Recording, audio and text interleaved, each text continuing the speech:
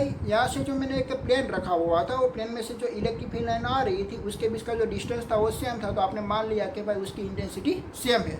But हमारा next question ऐसा है कि भाई आपकी इंटेंसिटी, आपकी जो इंटेंसिटी है इलेक्ट्रिक फील्ड लाइन की जो इंटेंसिटी है it is not uniform. Electric field line आपकी यूनिफॉर्म नहीं है। तो अगर यूनिफॉर्म इलेक्ट्रिक फील्ड लाइन नहीं है तो आप कैसी इलेक्ट्रिक फील्ड लाइन कंसिडर करोगे? लाइक दिस एक पॉइंट चार्ज आपके पास है, आपके पास यहाँ पे एक point charge, positive point charge है। तो आपने देखा कि भाई पॉजिटिव पॉइंट चार्ज में से जो इलेक्ट्रिक फील्ड लाइन प्रोड्यूस होती है it is radially outward direction, but it is not parallel to each others. ठीक है, वो सभी सारी जो निकल रही है इलेक्ट्रिक फील्ड लाइन्स, वो सभी सारी इलेक्ट्रिक फील्ड लाइन्स एक यूनिफॉर्म नहीं है। ठीक है, एक इलेक्ट्रिक फील्ड लाइन ऐसी जाती है, ऐसी जाती है, ऐसी जाती है, ऐसी जाती है, एक ऐसा एक पूरा एक क्लाउड्स आपको मिलता है। ठीक है, तो वो जो इलेक्ट्रिक फील्ड लाइन आपकी निकल रही है it is the non uniform electric field line. तो आपका नेक्स्ट क्वेश्चन है कि भाई आपको एक अनइवन सरफेस वाला, एक ऐसा नहीं, एक आपका एक अनइवन सरफेस वाला एक आपको एक ऑब्जेक्ट रखना है, वो भी एक यूनिफॉर्म इलेक्ट्रिक फील्ड में नहीं रखना है, वो भी एक नॉन यूनिफॉर्म इलेक्ट्रिक फील्ड में रखना है। क्या लाया आपको? Non uniform electric field consider करना है। देन आफ्टर आपको एक ऑब्जेक्ट कंसिडर करना है कि जिसका एरिया एक यूनिफॉर्म नहीं है। तो उसका एरिया कैसा है भाई? अनइवन सरफेस वाला एरिया है। तो पहले आपने देखा कि भाई आपकी जो इलेक्ट्रिक फील्ड आ रही थी this is a parallel to each other, it is not as a uniform cross sectional area. And आपका जो प्लेन था वो प्लेन भी आपका एक यूनिफॉर्म क्रॉस सेक्शनल वाला प्लेन था। बट आपको नेक्स्ट देखना है कि भाई आपका जो एरिया कंसिडर करना है this is uneven surface and electric field line का जो सोर्स ऐसा आपको सिलेक्ट करना पड़ेगा कि भाई जिसमें से आपकी इलेक्ट्रिक फील्ड लाइन निकल रही है this is a not uniform. ठीक है, तो ununiform electric field line is a kept is the unsurface area. तो उसका आपको इलेक्ट्रिक फ्लक्स फाइंड आउट करना है। आप कैसे फाइंड आउट करेंगे? ठीक है, देखिए आपको रिप्रेजेंट करने के लिए मैंने ऐसा यहाँ पे बना दिया है कि भाई उसका जो सरफेस एरिया है इट इज़ नॉट यूनिफॉर्म।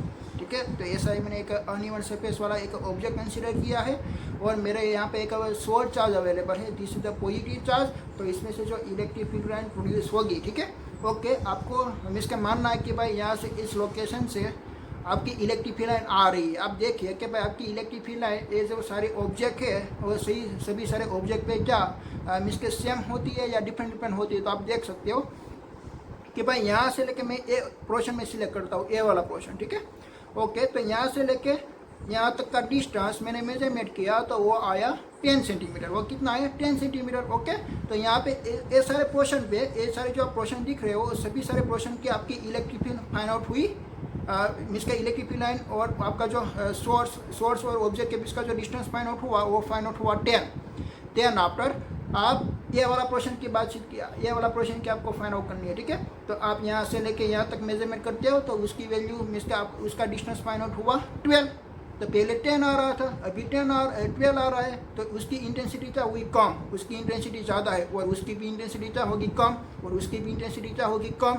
तो एवरी पार्टिकल्स पे आप देख रहे हो, एवरी पार्टिकल्स पे सभी सारे पार्टिकल्स पे जो इंटेंसिटी आ रही है इलेक्ट्रिक फील्ड की इंटेंसिटी वो डिफरेंट आ रही है। क्यों डिफरेंट आ रही है? क्योंकि ए पॉइंट से लेके आपका जो सोर्स चार्ज है वो सभी पार्टिकल्स का जो डिस्टेंस है वो सभी पार्टिकल का डिस्टेंस डिफरेंट है और आपकी इलेक्ट्रिक फील्ड की इंटेंसिटी एक मीन्स के डिस्टेंस पे डिपेंडेंट है। तो यहाँ पे सभी पार्टिकल्स का डिस्टेंस डिफरेंट है, इसलिए आपका जो इलेक्ट्रिक फील्ड यहाँ पे जो इंटरसेक्ट हो रही है वो सभी इलेक्ट्रिक फील्ड की इंटेंसिटी एक जैसी नहीं है। सभी पॉइंट पे इंटेंसिटी डिफरेंट आ रही है। ख्याल आया आपको? ओके, तो इलेक्ट्रिक फील्ड लाइन डिफरेंट आ रही है। देन आफ्टर मैं बता दूँ कि भाई थीटा एंगल के रिगार्डिंग ओके, देखिए तो ये प्लेन सरफेस है ना, तो ऐसी प्लेन सरफेस का मैं ये फाइंड आउट करता हूँ। ठीक है, तो एक प्लेन सरफेस ऐसी है तो उसका एरिया वेक्टर ऐसे आएगा, इसका एरिया वेक्टर ऐसे आई और इलेक्ट्रिक फील्ड लाइन इस डायरेक्शन में आ रही थी तो उसकी इसका एंगल बना 180। देन आप देखिए कि उसका एरिया वेक्टर ऐसे आ रहा है तो यहाँ पे एंगल कुछ बन रहा है, देन पर उसका एरिया वेक्टर ऐसे आ रहा है तो उसका भी एंगल कोई चेंज हुआ। देन पर उसका एरिया वेक्टर ऐसे आ रहा है तो उसका भी एंगल चेंज हुआ। तो आप यहाँ पे देख रहे हो कि एवरी पॉइंट पे एवरी लोकेशन पे आपका जो थीटा एंगल है वो भी चेंज हो रहा है और इलेक्ट्रिक फील्ड इंटेंसिटी भी चेंज हो रही है। और आपके पास इक्वेशन कौन सा है भाई? इलेक्ट्रिक प्लस का जो आपने आगे निकाला था वो कौन सा था? Phi is equal to E cos theta. तो फाई मुझे फाइंड आउट करना है कि भाई पूरी बॉडी पे मुझे क्या फाइंड आउट करना है कि भाई पूरी बॉडी पे कितनी इलेक्ट्रिक फील्ड इंटरसेक्ट हो रही है। तो आप कौन सा इक्वेशन यूज़ करोगे भाई मैथमेटिकली रिप्रेजेंट करने के लिए? Phi is equal to A cos theta ना, क्योंकि यहाँ पे तो एंगल सभी पॉइंट पे डिफरेंट आ रहा है। ठीक है, और सभी पॉइंट पे इलेक्ट्रिक फील्ड की इंटेंसिटी भी आ रही है डिफरेंट। यहाँ पे आप देख रहे हो कि भाई सभी पॉइंट की इलेक्ट्रिक फील्ड की इंटेंसिटी भी डिफरेंट डिफरेंट आ रही है और सभी पॉइंट पे डिफरेंट डिफरेंट आपका थीटा एंगल भी आ रहा है। ख्याल आया? और इसका एरिया वेक्टर और इलेक्ट्रिक फील्ड का बीच का जो एंगल इसका थीटा एंगल होता है वो भी डिफरेंट डिफरेंट आ रहा है। तो आप वो वाला इक्वेशन यूज़ नहीं कर सकते हो, वो इक्वेशन को आपको थोड़ा चेंज करना पड़ेगा। कैसे चेंज करना पड़ेगा?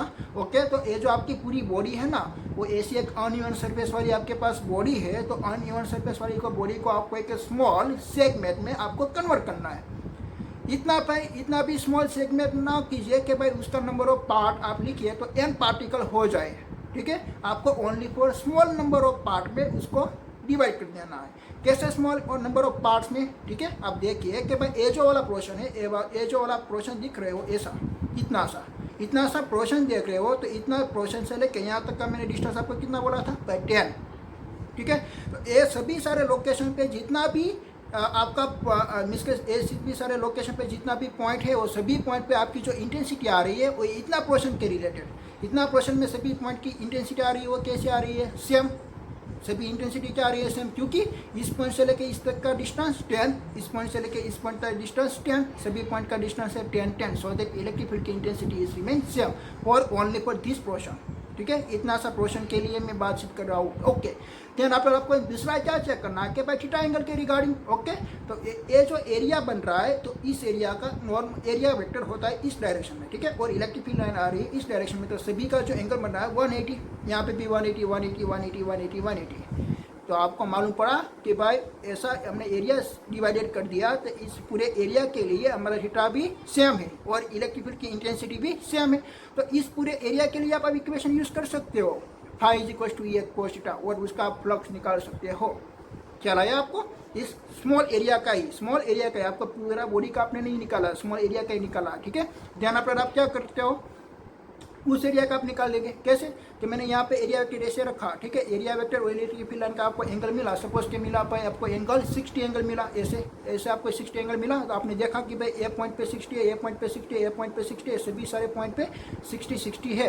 देना पर दूसरा आपको क्या चेक करना है? उसका डिस्टेंस। तो ए पॉइंट से लेके एक पॉइंट तक का डिस्टेंस है भाई 12 सेंटीमीटर। एक पॉइंट से लेके एक पॉइंट तक डिस्टेंस भी 12 सेंटीमीटर है, ऐसा आपने माना, एज्यूम किया। ओके, तो ये सभी पॉइंट पे आपकी इंटेंसिटी भी क्या आ रही है? सेम, और उसका एरिया वेक्टर भी क्या आ रहा है? सेम, इतना सा पोर्शन पे। ठीक है, देन पर आप इतना पोर्शन पे फाइंड आउट करेंगे, उसकी कोई वैल्यू फाइंड आउट होगी, देन पर इसका पोर्शन के फाइंड आउट करेंगे, उसकी भी वैल्यू फाइंड आउट होगी। ठीक है, ऐसा आपने स्मॉल एलिमेंट में फाइंड आउट किया और सभी का आपने फ्लक्स निकाला, सभी पोर्शन का आपने फ्लक्स निकाला, this portion this portion this portion और दिस पोर्शन। तो 1 2 3 और 4 पोर्शन है आपके पास डिफरेंट। ठीक है, तो 4 में आपने स्मॉल सेगमेंट निकाला और सभी की आपने प्लस की वैल्यू फाइंड आउट की। तो आप लास्ट में क्या करोगे? सभी का एडिशन कर दोगे। उसको क्या बोलते हैं भाई? इंटीग्रेशन। उसको क्या बोलते हैं? इंटीग्रेशन। तो यहाँ पे आपका प्लस का इक्वेशन बनने वाला है, phi is equal to integration E into ds का। तो आप क्या लिख सकते हो? EDS कोस्टा भी लिख सकते हो। ख्याल आया आपको? तो ऐसे यहाँ पे इक्वेशन मिला। एक कौन सा इक्वेशन है भाई? uneven uniform cross sectional area, then after non uniform electric field lines। ठीक है, आप एक ऑब्जेक्ट को कहाँ पे पुट कर रहे हो? Non uniform electric field lines में। जो पहले वाला ऑब्जेक्ट था वो कौन सा था? एक यूनिफॉर्म इलेक्ट्रिक फील्ड लाइन थी और एक क्रॉस सेक्शनल एरिया था आपका, एक यूनिफॉर्म क्रॉस सेक्शनल एरिया था। क्या आया? ओके, तो ऐसे आप उसको डिराइव करेंगे। ठीक है, हम देखेंगे हमारी नोट में लिख के। ओके, हमारा नेक्स्ट टॉपिक है, हमको फ्लक्स ही फाइंड आउट करना है, बट हमारा सरफेस कैसा होना चाहिए? Uneven surface and non uniform electric field होनी चाहिए। ठीक है, उसके लिए हमको क्या फाइंड आउट करना है? उसका फ्लक्स फाइंड आउट करना है। ओके, तो मैं पहले यहाँ पे मैं फिगर ड्रॉ करता हूँ कि यहाँ पे आपका जो चार्ज होगा वो एक पॉइंट चार्ज होगा और ऐसे यहाँ पे कि इलेक्ट्रिक फील्ड प्रोड्यूस हो रही है ऐसे, और इसमें आपने एक अनइवन सरफेस वाला ऐसा आपने कोई एक ऑब्जेक्ट रखा है ऐसे। तो ये आप सरफेस देख रहे हो, उसकी सरफेस एक अनइवन सरफेस बनी हुई है, अनइवन सरफेस। ठीक है, यहाँ पे आपका कोई एक सोर्स चार्ज Q होगा। ओके, तो पहले हमने क्या लिया था? पहले हमने लिया था उसका मैं यहाँ पे ड्रॉ कर रहा हूँ कि भाई ऐसा आपने एक प्लेन लिया था, this plane is a uniform cross sectional area. ठीक है, और यहाँ से एक इलेक्ट्रिक फील्ड आ रही है SG, तो इलेक्ट्रिक फील्ड लाइन भी आपकी कैसी है? एक यूनिफॉर्म है। ठीक है, तो आपको मालूम क्या पड़ेगा? देखिए कि यहाँ पे जो प्लेन बना हुआ है वो प्लेन का एरिया वेक्टर इस डायरेक्शन में आएगा, यहाँ से आप ड्रॉ कीजिए तो उसका भी एरिया वेक्टर इसी डायरेक्शन में आता है, यहाँ से आप ड्रॉ कीजिए तो उसका भी एरिया वेक्टर इसी डायरेक्शन में आता है। तो आपका क्या फाइंड आउट हुआ कि भाई ये सभी प्लेन का एरिया वेक्टर और इलेक्ट्रिक फील्ड की जो डायरेक्शन आती है वो एक ही डायरेक्शन आती है, ठीक है। तो उसके बीच का जो एंगल होता है थीटा, तो थीटा एंगल यहाँ पे भी 0 है, यहाँ पे भी 0 है, यहाँ पे भी 0 है, सभी पे 0 0 है। तो आपको फाइंड आउट हो गया कि भाई हमारा जो ये प्लेन है, this plane is a uniform cross sectional plane. And second thing, the every point the intensity of the electric field is the same, because why, कि यहाँ से लेके यहाँ तक का डिस्टेंस सेम होगा, यहाँ से लेके यहाँ तक का डिस्टेंस सेम होगा, सभी प्लेन का जो डिस्टेंस है यहाँ से लेके यहाँ तक का सभी में सेम होगा। तो आपकी जो इंटेंसिटी होती है इलेक्ट्रिक फील्ड की वो भी इंटेंसिटी भी सेम रहती है। बट हमारा केस यहाँ पे ऐसा है कि भाई यहाँ पे हमारी जो इलेक्ट्रिक फील्ड होती है this is a non uniform, ऐसे आपने यहाँ पे मैंने यूनिफॉर्म नहीं ड्रॉ की हुई है। एंड देन आपने हमारा सरफेस एरिया भी कैसा अनइवन सरफेस वाला एरिया है, ठीक है।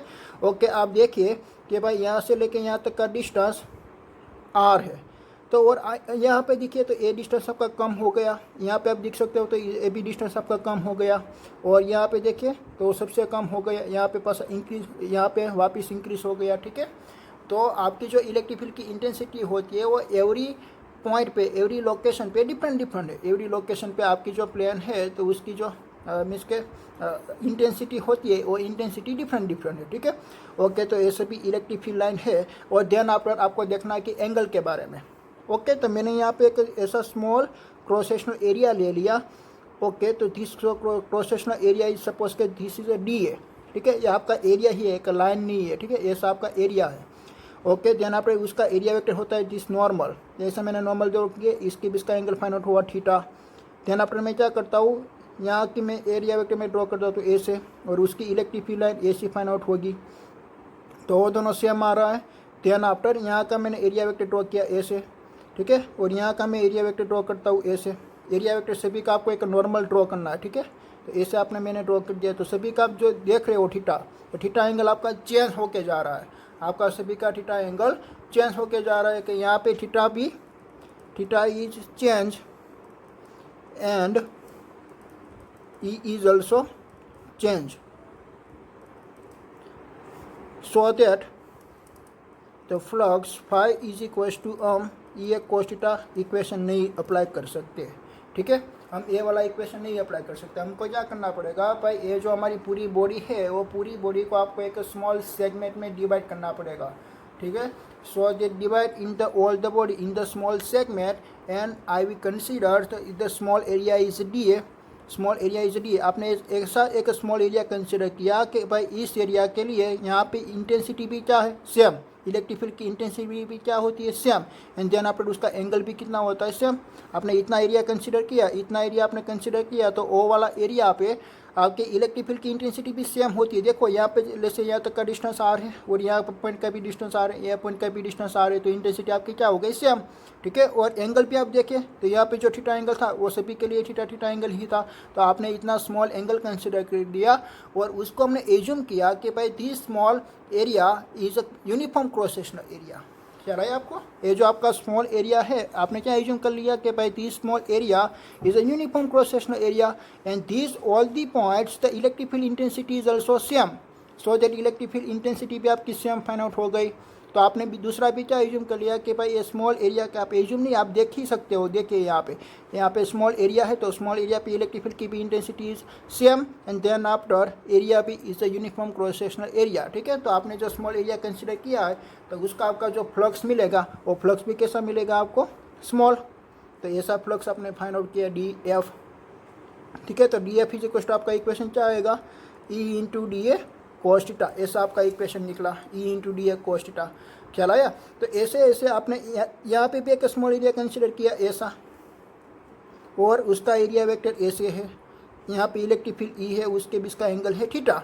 तो इतनी वैल्यू का आपने निकाला वापस, तो उसका भी इक्वेशन क्या बनने वाला है, D phi is equal to E into D A cos theta.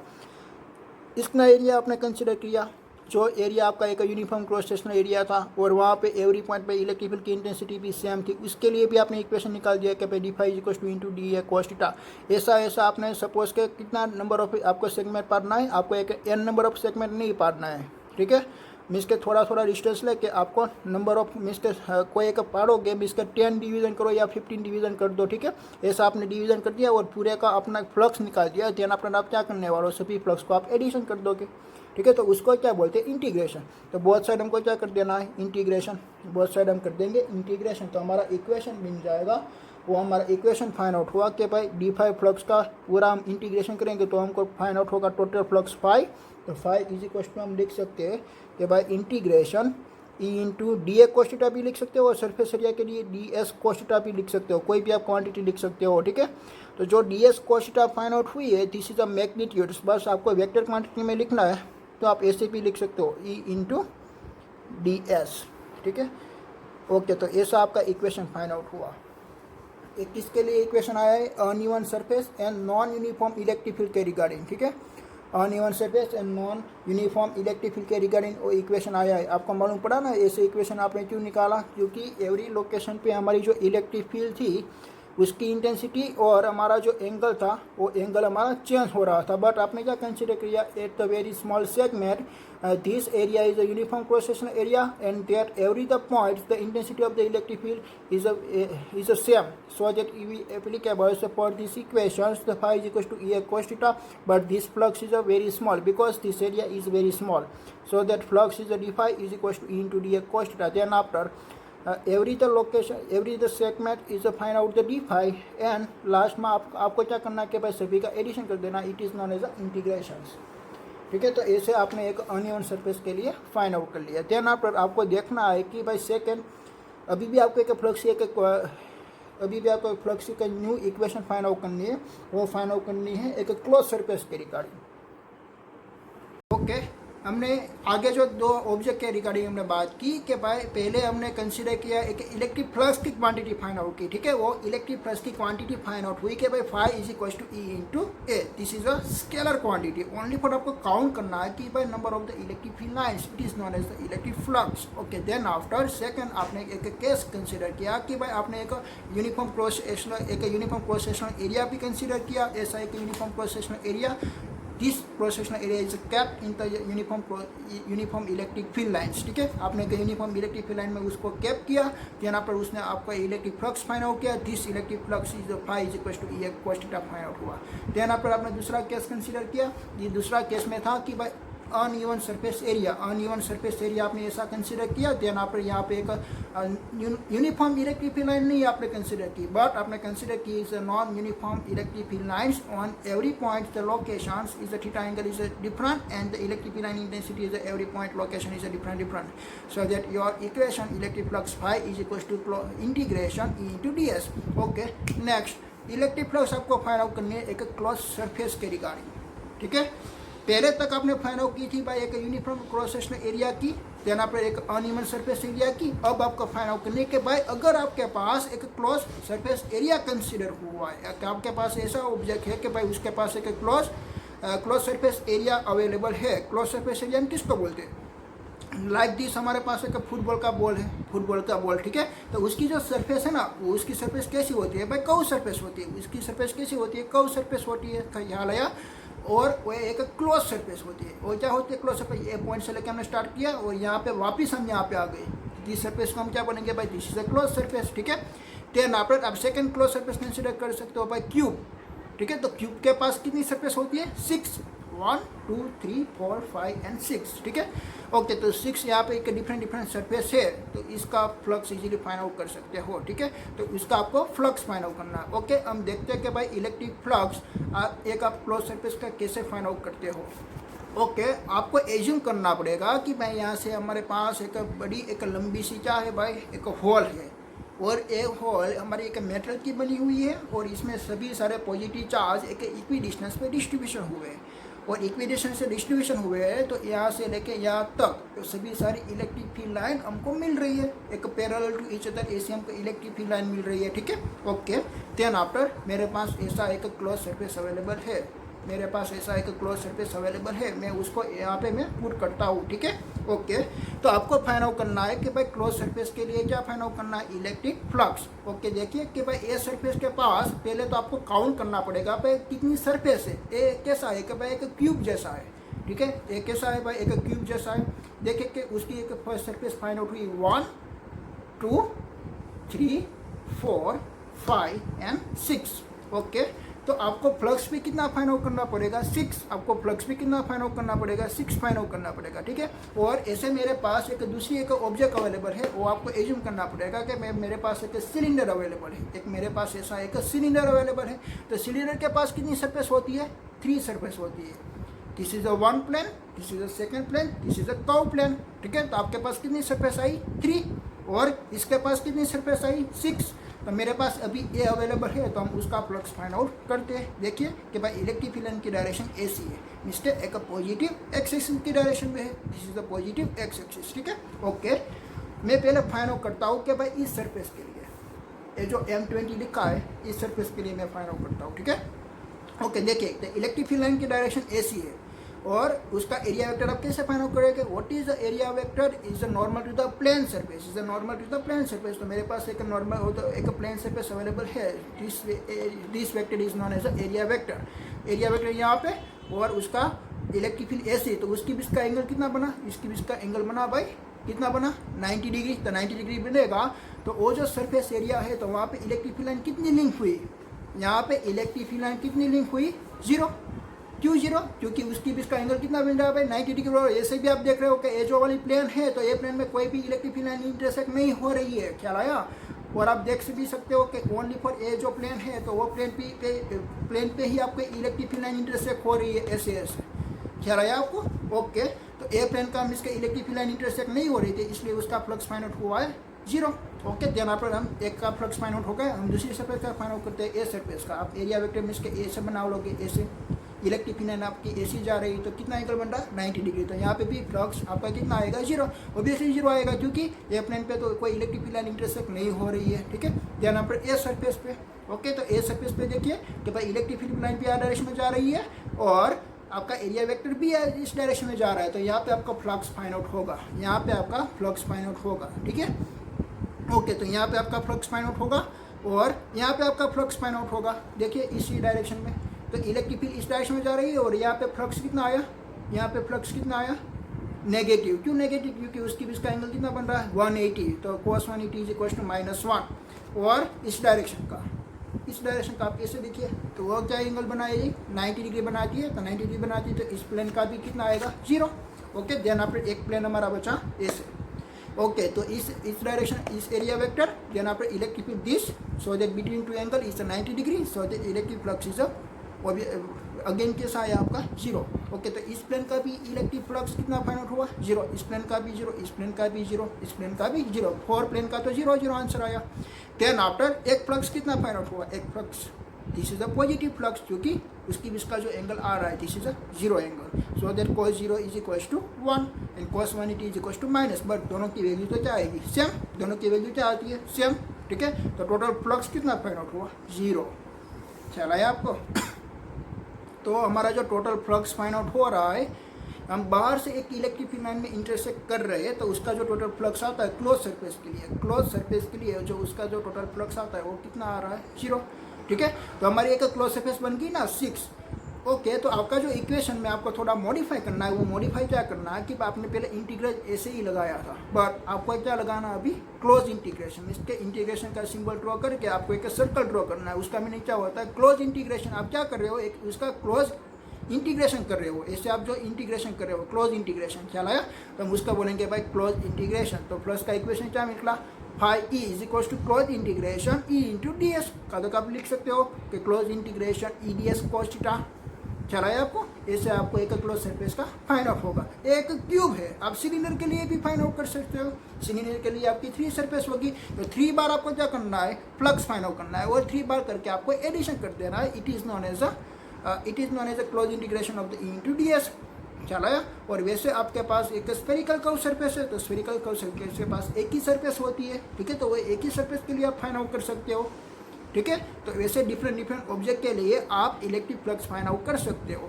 और डिफरेंट शेप आपको दिया होगा, और डिफरेंट शेप जितना भी आप लाएंगे इतना आपका न्यूमेरिकल बन जाएंगे सभी का, ठीक है। और नीट और जेडबल में ऐसा ही क्वेश्चन आते हैं, सभी डिफरेंट हमारे शेप लाते हैं। इस शेप का होने पर क्या चेंज होता है, एरिया चेंज होता है। और आपको प्लस कैसे देखना है वो आपको मालूम पड़ा ना कि भाई आपने ऐसे रखा तो आप फिजिकली रीते देख सकते हो ना कि भाई ए वाली प्लेन पे ही इंटरसेक्ट हो रही है और दूसरी ए वाली प्लेन पे इंटरसेक्ट हो रही है, ठीक है। ओनली पर दो प्लेन पे इंटरसेक्ट हो रही है, बट दो प्लेन पे इंटरसेक्ट हो रही है तब भी उसका आंसर क्या आ रहा है, जीरो। क्यों जीरो आ रहा है, देखिए यहाँ से सपोज के इलेक्ट्रिक फील्ड लाइन इंटरसेक्ट हुई 20, यहाँ से इलेक्ट्रिक फील्ड लाइन इंटरसेक्ट हो रही है 20, तो 20 यहाँ से एंटर हुई 20 यहाँ से एंटर हुई और 20 यहाँ से रिमूव हो गई, क्या रहा यहाँ से number of the electric field line enter हो रही है 20 और 20 यहाँ से एग्जिट हो गए, तो टोटल इलेक्ट्रिक फील्ड लाइन मिली कितनी, zero. Total electric field line मिली कितनी भाई, जीरो, तो उसका टोटल फ्लक्स कितना हो जाएगा, जीरो। जितना यहाँ से इलेक्ट्रिक फील्ड लाइन एंटर हो रही है इतनी इलेक्ट्रिक फील्ड लाइन यहाँ से एग्जिट हो रही है, तो टोटल आपका इलेक्ट्रिक फील्ड लाइन मिल रही है जीरो, तो टोटल फ्लक्स भी कितना मिलेगा, जीरो मिलेगा। क्या रहा है आपको, ओके। तो total flux is zero, close surface का टोटल फ्लक्स होता है जीरो। कब जीरो होता है, जब आप इलेक्ट्रिक फील्ड लाइन इंटरसेक्ट करोगे आउटसाइड से, जब आप इलेक्ट्रिक फील्ड लाइन इंटरसेक्ट करोगे आउटसाइड से, ये भी आपको याद रखना है, ठीक है। आपको ऐसा नहीं देखना है कि भाई सर ने ऐसा बोला कि भाई electric field line cross surface electric plus cross surface का होता है जीरो, बट कौन सा वाला केस में, जब आप इलेक्ट्रिक फील्ड लाइन एक आउटसाइड से इंटरसेक्ट करोगे तब, ठीक है, ओके। ओके, नेक्स्ट हमारा फ्लक्स फाइंड आउट करना कि भाई find out the electric flux for close surface. तो हम क्लोज सरफेस किसको बोल सकते हैं भाई, एक स्फीयर हो सके, ऐसा स्फीयर, तो स्फीयर को भी हम क्या बोलते हैं, क्लोज सरफेस। देन अपने हमारे पास एक क्यूब है, ऐसा क्यूब, तो क्यूब को भी क्या बोल सकते हैं भाई, क्लोज सरफेस, ठीक है। और हमारे पास ऐसा सिलेंडर है, तो सिलेंडर को भी क्या बोल सकते हैं, क्लोज सरफेस। तो क्लोज सरफेस का हम फ्लक्स कैसे निकालेंगे, देखिए जो हमारे पास स्फेरिकल सरफेस होती है, तो स्फेरिकल सरफेस के पास एक ही सरफेस होती है, तो उसका फ्लक्स एक ही इक्वेशन से निकल जाएगा, ठीक है। देन यहाँ पर हमारे पास ट्यूब होती है, तो ट्यूब का 6 फेस है, 1 2 3 4 5 6, ठीक है। तो 6 फेस के लिए आपको डिफरेंट फ्लक्स निकालना है और देन आफ्टर आपको 6 को ऐड कर देना है। यहाँ पे आपके पास एक क्लोज सिलेंडर है, तो उसके पास कितनी सरफेस है, 1 2 एंड 3, दो आपकी एक प्लेन है और एक आपके पास एक कर्व सरफेस है, ठीक है। तो वो तीन को आपको क्या करना है कि भाई वो तीनों के लिए आपको एक फ्लक्स निकालना है, देन आफ्टर वो तीनों का आपको एडिशन कर देना है, ठीक है। तो मैं वहाँ पे यहाँ पे एक मैं कंसिडर करता हूँ एक क्यूब, ठीक है। मैंने यहाँ पे एक क्यूब कंसिडर किया, देखिए मैंने यहाँ पे एक ऐसा मैंने क्यूब कंसिडर किया हुआ है एक क्लोज सरफेस के लिए।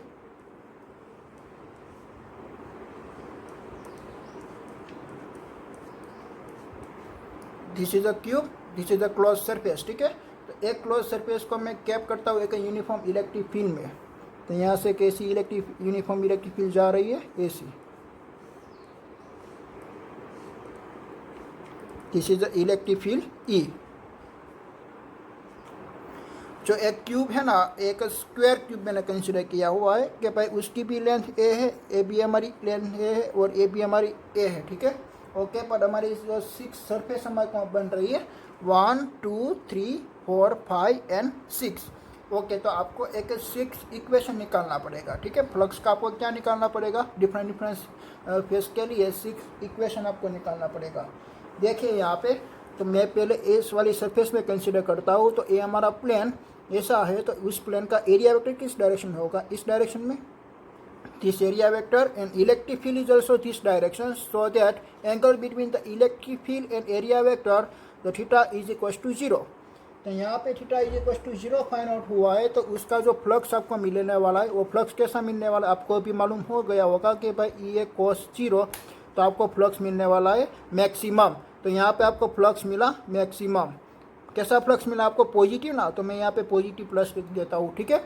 देन आफ्टर दूसरी सरफेस ए वाली है, ठीक है, तो उसको आप मिस के एज्यूम कीजिए कि भाई उसका एरिया वेक्टर होता है इस डायरेक्शन, आपको एज्यूम नहीं करना, एरिया वेक्टर ऐसा ही होता है, is normal to the plane, ठीक है, is normal to the plane, okay. अभी आपको मिस के यहाँ पे मिस के ऐसा डाउट आना चाहिए कि कैसा डाउट कि भाई मैंने ए वाला ही क्यों मैंने प्लेन चूज किया, ए वाला ही मैंने एरिया वेक्टर क्यों कंसिडर किया, ए वाला मैं एरिया वेक्टर नहीं ले सकता हूँ क्या, और ए प्लेन में मैं इनसाइड वाला एरिया वेक्टर नहीं ले सकता हूँ क्या।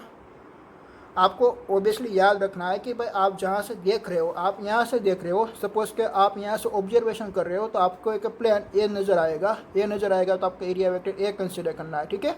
ये बॉक्स के इनसाइड आप नहीं देखने वाले हो, ये बॉक्स है आपका, एक बॉक्स ऐसा आपने रखा है एक क्यूब का, तो आप उसकी इनसाइड आप नहीं देखने वाले हो, तो आप कहाँ से देखने वाले हो, यहाँ से भी देखने वाले हो ना। ओके, तो आप यहाँ से देखने वाले हो, इसलिए आपका एरिया वेक्टर होगा ए वाला, ठीक है। तो इनसाइड का एरिया वेक्टर आपको कंसिडर करना नहीं है, ठीक है। ओके, तो उसका एरिया वेक्टर ए डायरेक्शन में आ गया, और इलेक्ट्रिक फील्ड किस डायरेक्शन में है, ए डायरेक्शन में है, तो उसकी भी इसका एंगल कितना बनने वाला है यहाँ पे, the angle between the area vector and electric field is a 180 degree, so that cos 180 degree is answer is -1। तो यहाँ पे आपका जो फ्लक्स मिलने वाला है ना, फाई इज इक्वल टू आप लिखोगे यहाँ पे cos 180 डिग्री, तो cos 180 इज इक्वल टू होती है -1, तो आपका फ्लक्स फाइंड आउट हुआ -e इंटू ए। तो यहाँ पे आपका फ्लक्स फाइंड आउट हुआ है -e इंटू ए, ठीक है। ओके, तो यहाँ पे आपका फ्लक्स फाइंड आउट हुआ था positive flux. Okay, then after आपको ए प्लेन कंसीडर करना है, ए प्लेन, तो इस प्लेन का एरिया वेक्टर होता है इस डायरेक्शन में, this is area vector and this is the electric field, तो this angle between is 90 degree, so that cos 90 is equal to 0। तो यहाँ पे फ्लक्स कितना फाइंड आउट हुआ, 0, ठीक है। और वैसे आपको इसके एरिया वेक्टर फाइंड आउट करना है ऐसे, तो इन दोनों के बीच में भी एंगल कितना है 90 डिग्री, तो यहाँ पे भी एरिया वेक्टर मीन्स के फ्लक्स कितना फाइंड आउट होगा, 0 फाइंड आउट होगा, ठीक है। और वैसे आपको एक बॉटम वाला प्लेन कंसिडर करना है, ऐसे इसका एरिया वेक्टर आएगा, और इलेक्ट्रिक फील्ड की डायरेक्शन ऐसे आएगी, उसके बीच का एंगल भी कितना फाइंड आउट हुआ 90 डिग्री, तो उसका भी फ्लक्स कितना फाइंड आउट होगा 0, ठीक है। और देन आपको ये पीछे वाला एक प्लेन आपको कंसिडर करना है, उसका एरिया वेक्टर ऐसे आएगा, ठीक है। और इलेक्ट्रिक फील्ड ऐसी है, तो यहाँ पे भी कितना एंगल बन रहा है 90 डिग्री, तो उसका भी फ्लक्स कितना फाइंड आउट होगा 0। आपने 6 फेस का आपने फाइंड आउट कर लिया, ठीक है। ओके, तो 6 फेस का फाइंड आउट करके आपने फ्लक्स फाइंड आउट किया, तो आपकी जो बॉडी बनी वो बॉडी आपकी कैसी बनी पाई, एक क्लोज बॉडी, ठीक है। वो आपकी जो बॉडी बन रही है it is a close body, ठीक है। तो उसका इंटीग्रेशन इसका आपको फ्लक्स फाइंड आउट करना है, तो आप फ्लक्स कैसे फाइंड आउट करेंगे भाई, phi is equal to phi 1 plus phi 2 plus phi 3 plus phi 4 plus phi and phi 6, ठीक है। ओनली फॉर 2 का ही फाइंड आउट हुआ ना, फ्लक्स फाई 1 का कितना फाइंड आउट हुआ ई इंटू ए, दूसरे का कितना फाइंड आउट हुआ माइनस ई इंटू ए, और सभी का 0 0, ठीक है। तो उसका टोटल फ्लक्स कितना फाइंड आउट हुआ 0, उसका टोटल फ्लक्स कितना फाइंड आउट हुआ 0।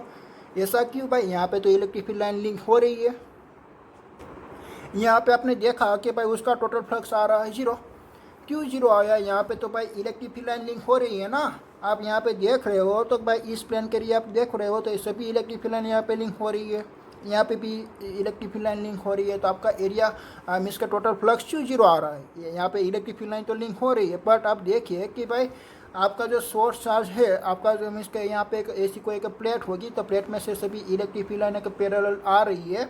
ओके, तो यहाँ पे ए प्लेन के लिए आप देखिए कि भाई जितनी इलेक्ट्रिक फील्ड लाइन्स इस प्लेन के लिए आप देख सकते हो कि भाई जितनी इलेक्ट्रिक फील्ड लाइन एंटर हो रही है, इतनी इलेक्ट्रिक फील्ड लाइन यहाँ से वापस क्या हो गई भाई एग्जिट्स, ठीक है। जितनी number of electric field line यहाँ से एंटर हुई, इतनी number of the electric field line यहाँ से एग्जिट हो गई, तो आपका टोटल फ्लक्स कितना फाइंड आउट हो गया 0, तो आपका टोटल फ्लक्स फाइंड आउट हो जाता है 0।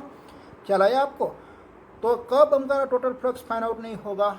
ओके, आप ऐसा एज्यूम कीजिए कि मैंने यहाँ पे एक ट्यूब की इनसाइड ऐसा एक मैंने एक पॉजिटिव चार्ज रख दिया ऐसा, ठीक है। तो क्योंकि इनसाइड में पॉजिटिव चार्ज रख देता हूँ, तो क्या होता है कि भाई इसमें से कितनी number of the electric field line निकल सकती है 1/ε0 जितनी, ठीक है। तो इतनी सभी इलेक्ट्रिक फील्ड लाइन आपकी इंटरसेक्ट होती है आपकी फेस पे, ठीक है। देन आफ्टर आपका फ्लक्स फाइंड आउट होता है, बट आपका चार्ज एक इनसाइड द क्लोज बॉडी नहीं दिया हुआ है, बट आपका चार्ज की प्लेट कहाँ पे है, outside of the close body है, ठीक है। तो outside close of the body होता है, तब आपका टोटल फ्लक्स फाइंड आउट होता है 0। तो आपने ये जो टोटल फ्लक्स फाइंड आउट की ना, वो एक क्लोज सरफेस के रिगार्डिंग फाइंड आउट की है, तो उसका इक्वेशन कैसे बनेगा कि भाई फाई इज इक्वल टू आपको इंटीग्रेशन करना है, कैसे, एक क्लोज इंटीग्रेशन करना है। क्या करना है, क्लोज इंटीग्रेशन। तो क्लोज इंटीग्रेशन का एक सिंबल होता है क्लोज इंटीग्रेशन और then after E into D S का, तो आप क्या लिख सकते हो, close integration E into ds cos theta, this is a magnitude forms and this is a vector forms, ठीक है। आप वेक्टर में भी लिख सकते हो और मैग्नीट्यूड में भी लिख सकते हो। ख्याल आया आपको। तो ऐसे आपको क्लोज मीन्स के क्लोज इंटीग्रेशन का क्या मीनिंग होता है कि आपने सभी सरफेस यहाँ पे ले लिया, तो ऐसी सभी सरफेस लेके आपने एक क्लोज सरफेस के लिए फाइंड आउट कर लिया, ठीक है। अगर आपका मैंने क्यूब नहीं लिया हुआ है, एक मीन्स के मैंने यहाँ पे एक सिलेंडर लिया हुआ है, तो आपका इंटीग्रेशन कितना होगा 3 टाइम्स, आपका मीन्स का इंटीग्रेशन होगा 3 टाइम, आपका फ्लक्स फाइंड आउट करना है 3 टाइम्स, एक ए प्लेन के लिए, एक ए प्लेन के लिए और एक कर्व सरफेस के लिए आपको फाइंड आउट करना है, ठीक है। तो इसका भी क्या आता है, देखिए आप एज्यूम कीजिए कि भाई उसका एरिया वेक्टर इस डायरेक्शन में है, इलेक्ट्रिक फील्ड भी सपोज कि इस डायरेक्शन में ऐसी इलेक्ट्रिक फील्ड जा रही है, ठीक है। ओके, तो यहाँ पे देखिए कि भाई दोनों का एंगल कितना आ रहा है, थीटा इज इक्वल टू 0 आ रहा है, तो यहाँ पे फ्लक्स आपका फाइंड आउट हुआ पॉजिटिव।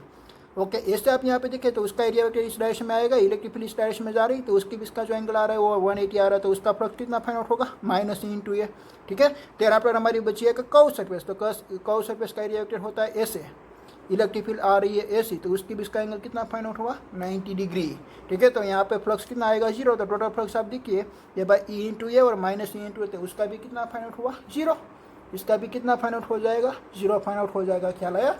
तो उसका भी आंसर आया 0, उसका भी आंसर आया 0, आप यहाँ पे एक स्फेरिकल शेल रखेंगे तो उसका भी आंसर आएगा 0, ठीक है। तो कोई भी आपकी क्लोज सरफेस हो, ऐसा भी ज़रूरी नहीं कि आप क्यूब ले सकते हो, सिलेंडर ले सकते हो, एक स्फेरिकल शेल ले सकते हो, अनइवन बॉडी भी ले सकते हो, ऐसी अनइवन शेप वाली बॉडी भी आप कंसिडर कर सकते हो, तो उसका भी फ्लक्स कितना आने वाला है 0 ही आने वाला है, ख्याल है आपको। ओके, तो ऐसे आप एक क्लोज सरफेस के लिए ऐसा आप इक्वेशन फाइंड आउट कर सकते हो, ठीक है। ओके, अभी तक हमने जो फ्लक्स के लिए जो इक्वेशन निकाले वो सभी इक्वेशन में यहाँ पे आपको एक बार रिप्रेजेंट करना चाहता हूँ। तो पहले तो आपने फ्लक्स का इक्वेशन निकाला कि भाई phi is equal to E.A, ये किसके लिए था कि भाई आपका जो प्लेन है वो इलेक्ट्रिक फील्ड लाइन में आपने परपेंडिकुलर रखा है, एक नॉर्मल रखा है, तब उसका फ्लक्स फाइंड आउट होता है phi is equal to E × A। अगर आपका प्लेन कोई एक टेढ़ा रखा है, मीन्स के कोई एक एंगल बनाया हुआ है आपकी इलेक्ट्रिक फील्ड के साथ, तब आपका इक्वेशन निकलेगा phi is equal to E cos theta, ठीक है। ये आपको मालूम है cos थीटा जो मीन्स का कंपोनेंट होता है ना, वो डिक्रीज कंपोनेंट होता है, वो कंपोनेंट डिक्रीज होता है। तो आपने मैंने ऐसी फिगर मैंने ड्रॉ की थी आपको आगे कि भाई मैंने पहला ऐसा रखा, देन आपने ऐसा रखा, तो आप लेंथ दिखिए, तो लेंथ आपकी क्या हुई डिक्रीज। अगर लेंथ डिक्रीज होती है तो फ्लक्स भी क्या होता है डिक्रीज होता है ना। यहाँ से देखो ऐसे इलेक्ट्रिक फील्ड निकल गई, ओनली फॉर इंटरसेक्ट हुई है, ठीक है। तो इसलिए मैंने यहाँ पे कौन सा कंपोनेंट यूज़ किया cos थीटा, मैंने sin थीटा कंपोनेंट नहीं यूज़ किया, क्यों, क्योंकि sin theta component is a increasing function and cos theta component is a decreasing function, ठीक है। तो यहाँ पे आपका फ्लक्स डिक्रीज हो रहा है, आपका फ्लक्स क्या हो रहा है भाई डिक्रीज हो रहा है, इसलिए मैंने ऐसा रखा है, ठीक है।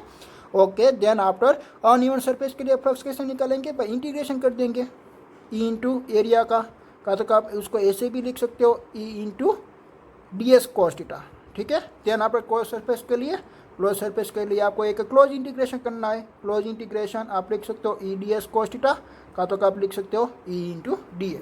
ओके, तो फ्लक्स का इक्वेशन आपको फाइंड आउट हो गया कि बाई E × A। देन आपको इलेक्ट्रिक फील्ड फाइंड आउट करनी है, तब electric field E is equal to आ जाएगा फ्लक्स फाई अपॉन एरिया। चला या आपको एक इलेक्ट्रिक फील्ड फाइंड आउट करनी है तो आप ये सब फाइंड आउट कर सकते हो, ठीक है। और फ्लक्स का यूनिट होता है वेबर। ओके।